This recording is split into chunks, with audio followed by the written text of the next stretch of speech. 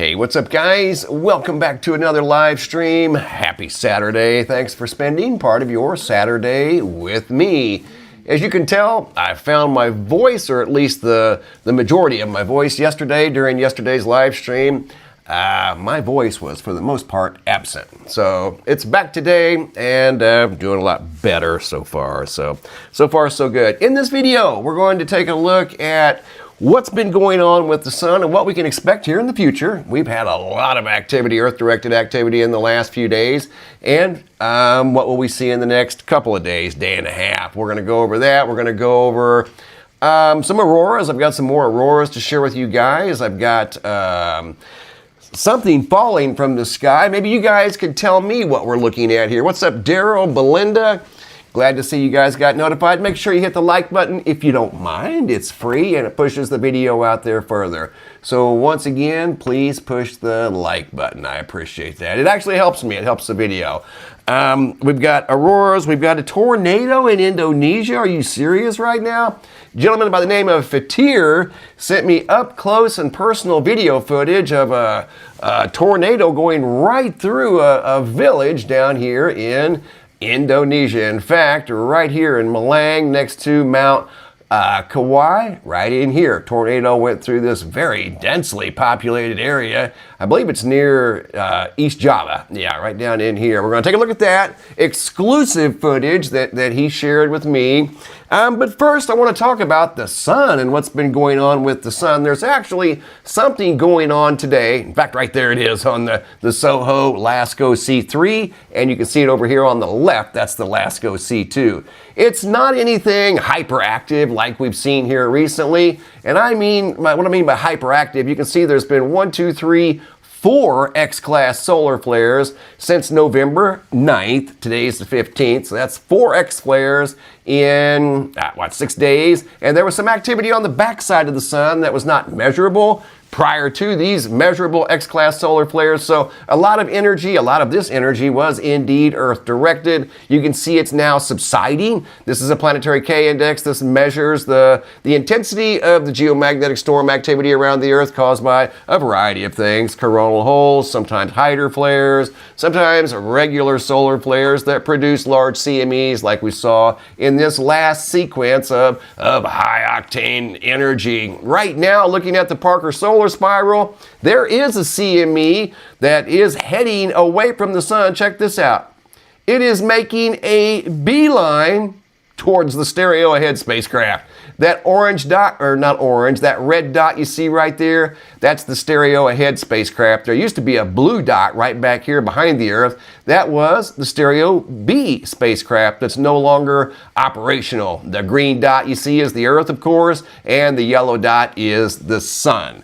So that being said, stereo A can expect some sort of activity. And what's cool about that, whenever there's a solar flare headed directly towards the stereo spacecraft, it still works. It's still working fine. Has been for many, many years. Thank you, Ann McPherson. Appreciate that. Big like to Ann McPherson. Thank you for the super chat.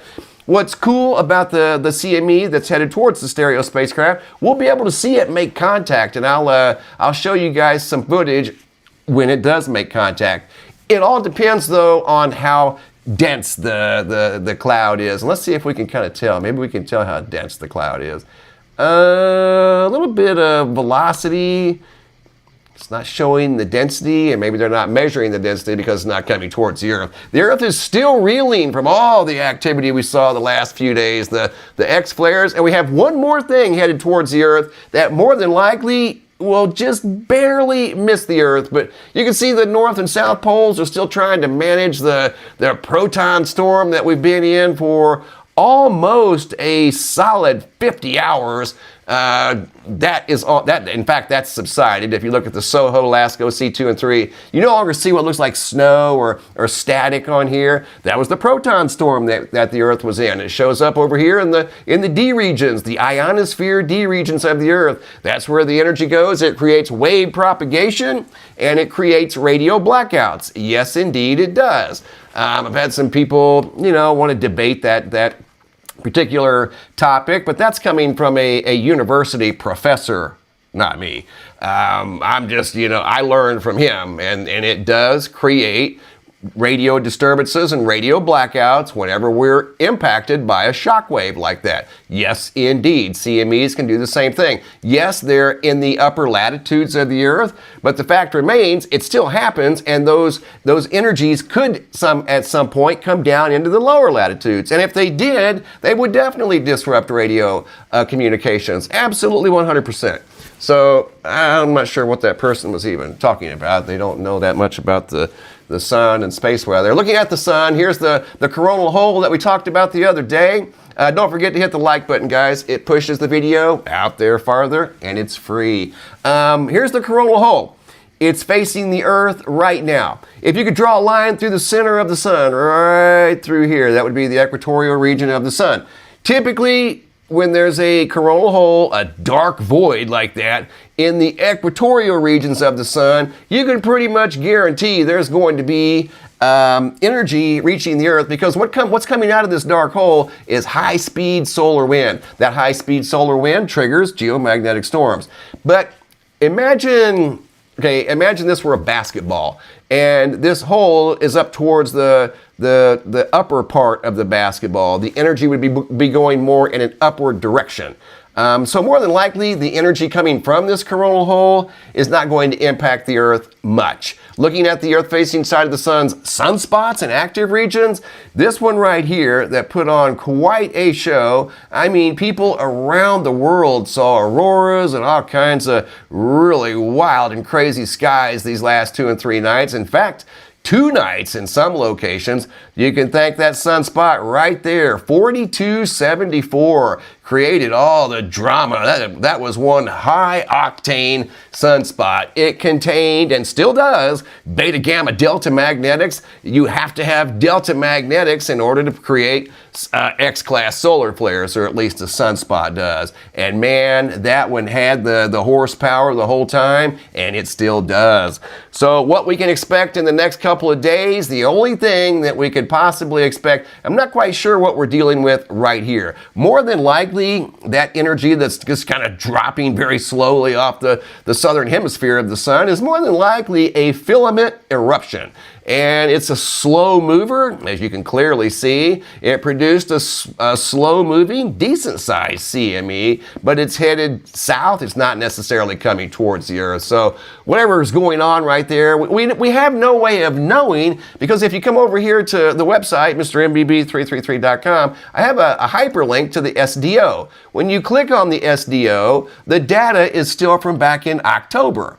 This hasn't been updated in weeks. They had a hardware failure many weeks ago, and it's yet to be fixed. So I'm not quite sure what's going on. Like if we click on this one here, let's go to the 4096. The last date, oh my gosh, it's September. I'm sorry, not October. September 13th, 2 months since we've had any fresh data over here. So as far as being able to tell what was going on there on the Earth-facing side of the sun, in some cases, we're kind of in the dark. You know, there's other places to go and things like that, but they're not quite as precise. The SDO is my favorite. I've been using this since 2009. I remember when this thing was launched back in 2009, and it is a fabulous spacecraft that is a wealth of knowledge. I've learned a lot from the Solar Dynamics Observatory. Learned a lot. Thanks for all the likes, guys. Really do appreciate that. Here we go. I want to show you guys something that happened down here in Indonesia. Then I've got something that fell from the sky. You guys aren't going to believe this video that's coming up. It is really cool. Okay, going down to, where are we at here? Malang, Indonesia. My friend Fatir sent this video to me. Fatir is going to school down here in Indonesia. A young man happened to notice this footage. In fact, I think he was caught up in the footage. Here we go. First-hand footage. Fatir in Malang, Indonesia. They don't see these very often. And when they do, they are very, very taken back. Look at that. Going right down the middle of the street in town. Wait. Blowing debris all over the place. Look. Wait,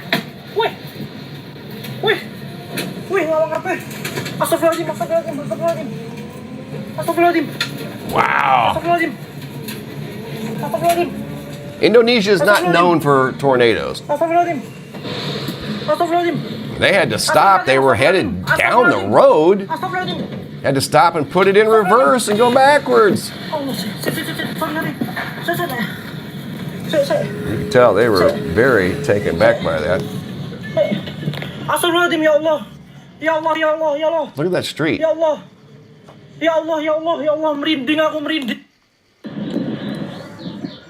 So I think this is the same one here off in the distance as it was just starting to get organized.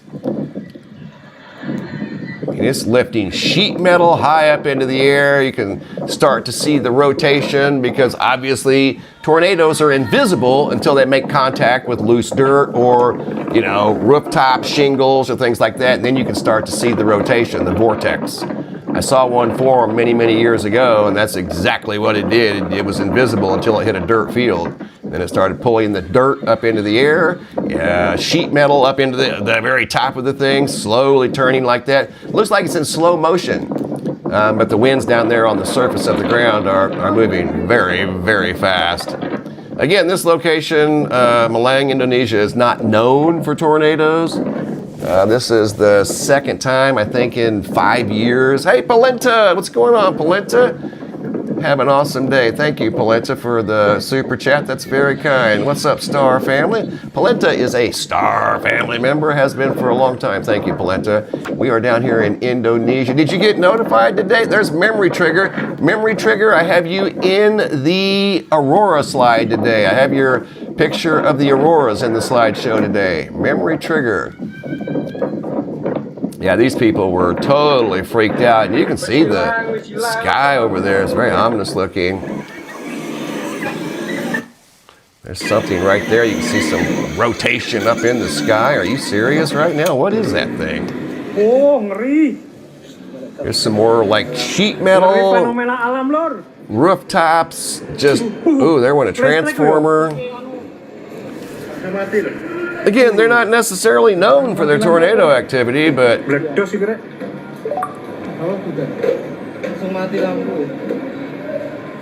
right through this community. Again, this place is super densely populated. Yeah, I got your Memory Trigger. Oh, you didn't get notified, Polenta? I'm not surprised. That's obvious nobody got notified. Yay! That's how you do it. You put up a video and don't notify anybody. That's a great business model. Yeah, this is in Malang, Indonesia.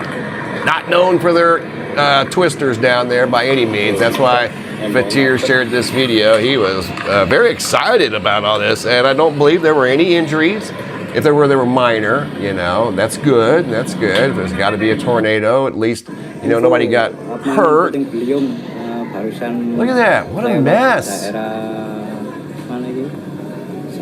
Again, very rare occurrence right here down in Indonesia. Once again, a tornado went through the city of Malang next to East Java, or as part of East Java, right next to the Mount Kauai volcano. I want to share a video with you guys right now, and maybe you can help me figure out what we're seeing here. This fell from the sky. This video footage was sent in by our friend Lori Corbett. I believe she's out of, where's Lori? Out of Iowa, I believe. She looked up and saw this thing falling from the sky. Do you guys have any idea what we're possibly looking at here? Okay, right there. Let me get my handy dandy zoomer right here. And whoops, this zoom thing, I got to get a new one. Okay, here we go. Right there it is. And I'm going to go in even closer. This thing just came out of nowhere, and it's not a balloon because it's falling too fast. I mean, this thing's got apparently some weight to it, or it wouldn't be moving as fast towards the ground. So anyway, here we go. What are we looking at here, guys? Help me out. I've never seen anything quite like this. Look at that. Damn, it's something. Look how fast that thing's going. Not a drone. Here it is up close. It's getting over closer to the sun. What in the world? It's something floating in the air. A balloon would not be moving that fast, right? Thank you, Donna Desmond. Ah, that's very kind. Thank you so much. Okay, here it is right here. I paused it. Actually, what I did, I zoomed in right there. Okay, that's what she looked up and saw falling from the sky. Have you guys ever seen anything like that? Hey, what's up, Jade Green? I know Polenta sees a lot of interesting things over there in Sacramento. Yeah, I know, right? Memory trigger, maybe a part of a satellite? I don't know, that is highly unusual, and I've analyzed videos for many, many years, and I've never seen anything quite like that. But if you notice, if you look in the background, you guys might be right about that satellite. Look at these small little white dots in the background. There's 1, 2, and if you go up there, there's 3. So I don't think whatever this was, I don't think it was alone. See those things there? And they were falling too. They were just a little more difficult to see. And they came from a very high altitude. When she started recording right here, obviously this thing was falling prior to her getting her phone out and started recording. So whatever this was, it's a mystery, fell from the sky above Iowa, just kind of came out of nowhere. Right there's that other white one, see it? So maybe you guys are right. I saw somebody put down satellite. Maybe it was, maybe one fell apart and that's the debris that came down to the ground. One more time. That was interesting. Coming down quick. Look at that. Look at that. It came down right in front of the tree line over there. Notice the white things there. They're a little hard to see, but you can see white things falling with it, like white specks of something. Like maybe it did break apart, and that's the primary part that made its way to the ground. And I never did hear if they went over, and I'm sure they did. I'm sure Curiosity pulled them over into that area. She never did send me a follow-up email about that. But I found that kind of interesting. You don't see what looked like, I don't know, white tubes falling from the sky on a daily basis. That was one of those days. Okay, guys, here we go. I wanted to share with you guys, just in case you missed it, this was an interesting video from just a few days ago. There was a series of loud booms going on, not only out east in the southeastern United States, but along the west coast of the United States as well. Check this out, near Castroville, California, right here south of San Jose. And in fact, here recently there was an earthquake swarm we were talking about up here near San Francisco. It's since subsided, but there were several little earthquakes up there, I think a 3.6 and a 3.0 being the largest. Like I said, that's since subsided. But listen to this loud boom, and you can hear it coming from the sky. Check this out. Here we go. This was caught on an outdoor security camera.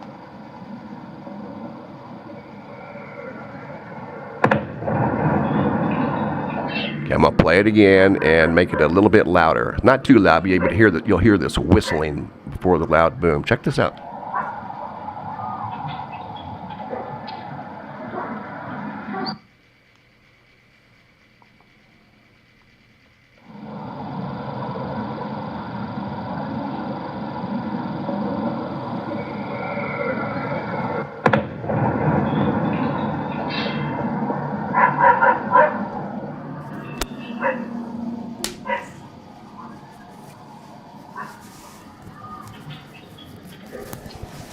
Okay, right there, he turned on his outdoor light to check out the situation. The dog started barking. He had no idea what that was, and he wasn't the only one that heard it. It was heard in a 20-mile radius from Castroville all the way out. And it sounded like we saw right here. We saw something fall from the sky.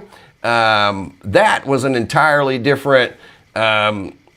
this was in a league all of its own. This here, you could tell, had some density. It was moving fast and created a loud boom. Did anybody else happen to hear any loud booms? About a week ago, that was pretty loud, wasn't it, Polenta? I know, right? They say people heard it for a 20-mile radius. Here's the Soho Lasco C3. Something going on there, not anything major. It's not a solar flare. We haven't had any solar flares in the last, I don't know, couple of days. But we did have an X flare the other day. Here's the Aurora slide. I wanted to get caught up on some of these.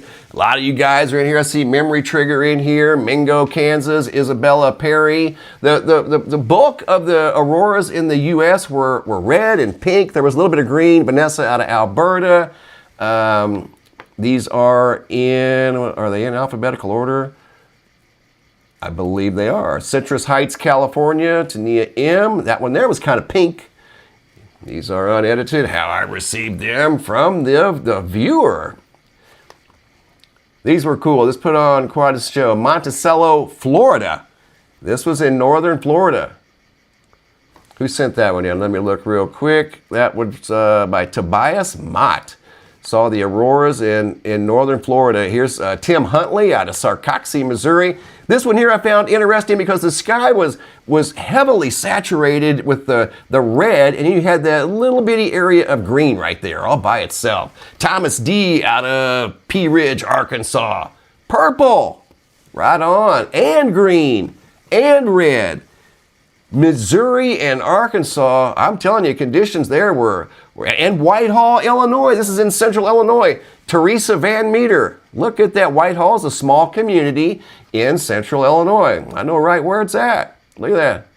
They saw auroras. Stephen Manning, San Felipe, Mexico. This is the farthest south that I could find, or at least that was shared with me. Stephen noticed that in San Felipe, Mexico. Sky Tiger out of East Connecticut. Look at that. Auroras all across the America. Gainesville, Georgia, Richard G. Kind of a reddish pink. It was a variety package. Columbia, Tennessee, Renesia James. Reddish pink, again, just like we saw in Georgia. Here's another one, JS, Mississippi. Nelwyn Reed, kind of a reddish pink. Green, North Iowa. Mike, green with a little bit of red, and sometimes you have red with a little bit of green. I mean, it was a buffet of colors that night. Unbelievable storm. And guys, we're still in solar maximum, so if you didn't get a chance to see these, there's going to be more chances. Michelle Webster out of Minnesota. Minnesota saw some absolutely stunning auroras up there. They really did. Minnesota, and of course Canada. Canada always has a front row seat. Canada can see auroras if the IMF is tilted south during even a G1. They have a front row seat to most of the auroras all across Canada, especially northern Canada. Central Arkansas, memory trigger right there. Bright red sky. Melissa Thaxton, Northwest Arizona. Another bright red sky. This is out here in Arizona. We could see the auroras through the phone, not with the naked eye in the sky. We're dealing with a little bit of light pollution here. Star, Idaho. Matthew. Bright red skies. Marty H., Indiana. Bright red skies. Unbelievable. Cantwell, Alaska. This one here was kind of cool. Just a big old streak of green in the sky. Looked like a green ribbon up there all by itself. Lemmy Adam sent that one in. And then the other one was bright pink in the same location. Alaska. Pink and green. Independence, Missouri. Larry Cawthon. I got another photo from Independence, Missouri. That one's green and red. Lana out of Canada. Purple and green. Absolutely stunning. Christine Karkskadon. Not sure of the location as they didn't imply the location. Kim K out of Southwest Wisconsin. Red and green. More red and green from the same location. Southwestern Wisconsin. I think I've gotten photos from pretty much all of the lower 48. I think I did. Willow, Alaska. Kenny Guston. Whites in there. Pink, red. Here's the pink. That one's all by itself. No green with that one. Kay Smith out of Mount Pleasant, Tennessee. Bright red. Almost a dark pink. And then a little bit of green down there towards the bottom.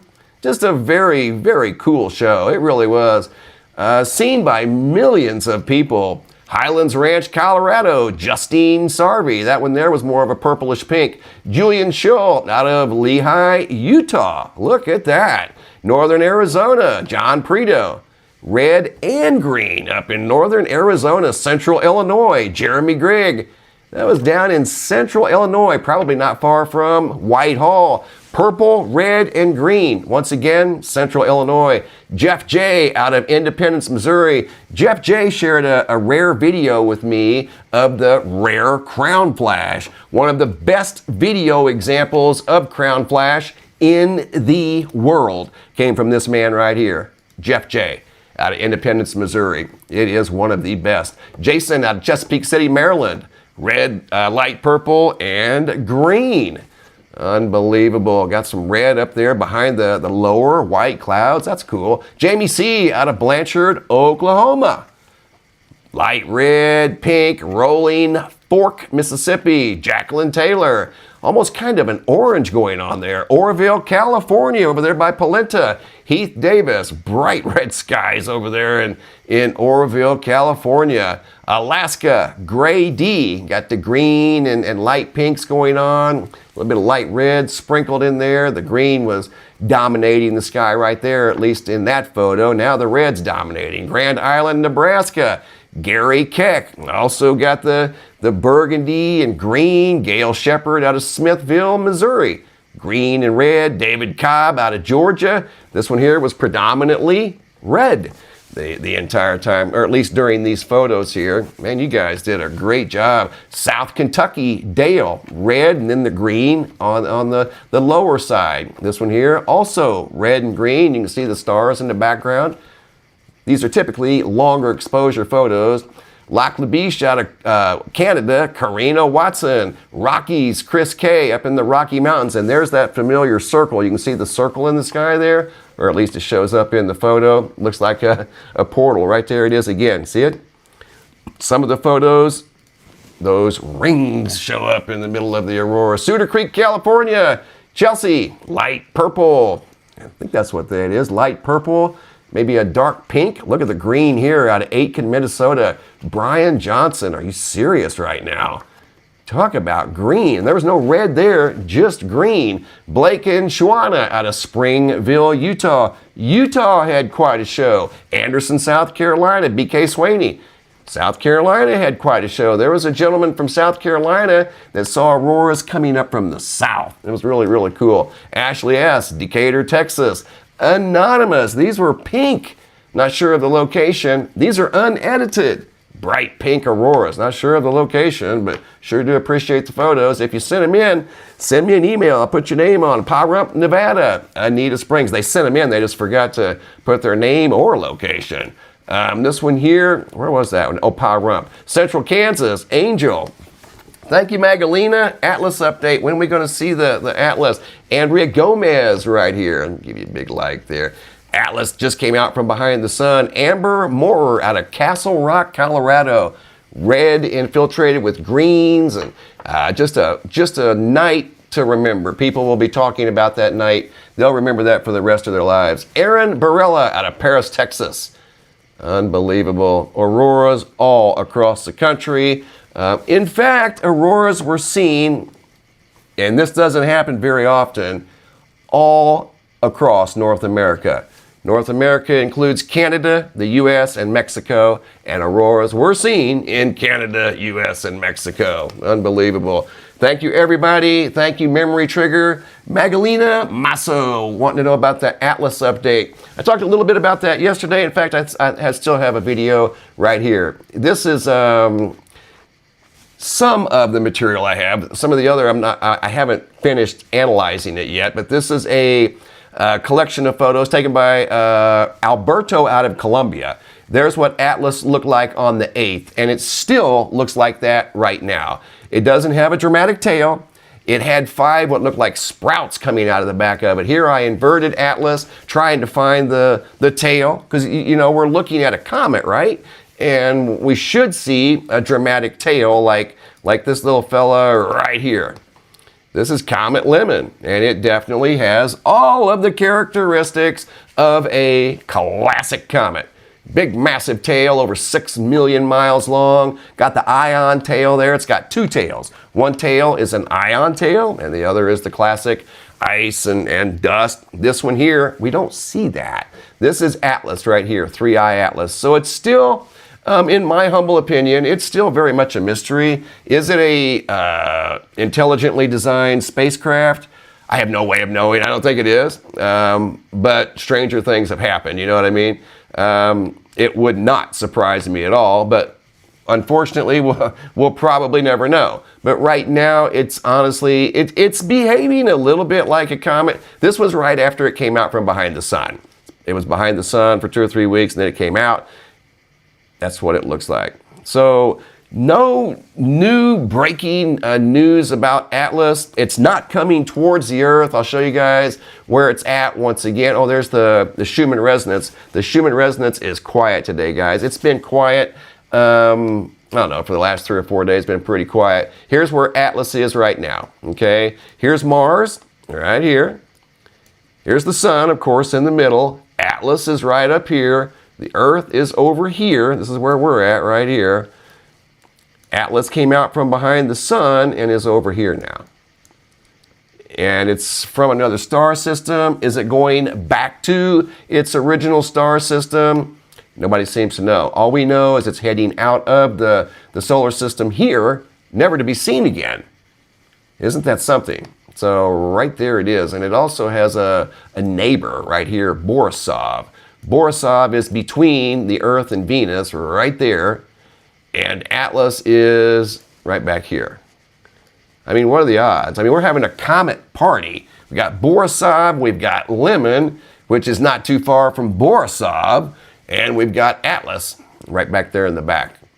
So there's an update on Atlas, guys. And as soon as I get some new interesting information about the object moving through the inner solar system, this is an interstellar traveler. That alone makes this a very fascinating topic. It's not every day. In fact, you can go a lifetime without seeing an interstellar traveler move through the solar system. This came from another star. Another star. This traveled a long, long way. And it's still traveling. So this is highly, highly rare. This has only happened 3 times in recorded history that we know of, and those 3 times have been not too far apart here recently. So is something up? Is something disturbing the Kuiper belt? Maybe the Oort cloud? I don't know. Something's up. There's a lot of comet activity right now in the inner solar system. A lot of comets being tracked, a lot of comets being photographed. This is Lemon, that's being one of them. And the one that I just showed you was Comet Atlas.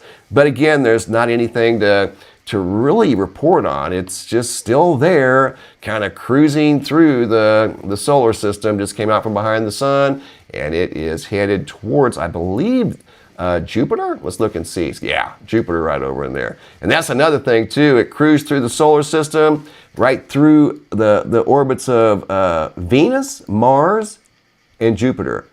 And they say the odds of something like that happening just randomly are 0.05%. So that's why they were inclined to say, okay, somebody calculated out the path of this thing, because there's no way that one would come in like that on its own and be that precise. I mean, look at this one here, how it's coming in at a high incline. Look at that. Not Atlas. Atlas is coming in straight as an arrow. Look at that. Right on the ecliptic. Look at that, straight as an arrow. Almost like it's a airplane just flying straight in. Pretty wild. It is a fascinating field of study. We're studying it. We're trying to learn as much as we can about it because, again, this just simply does not happen very often. All right, guys. Well, listen, wanted to get you updated on the auroras. Thank you guys for sending in your aurora pictures. I really do appreciate it. Right now, the sun is quieting down some.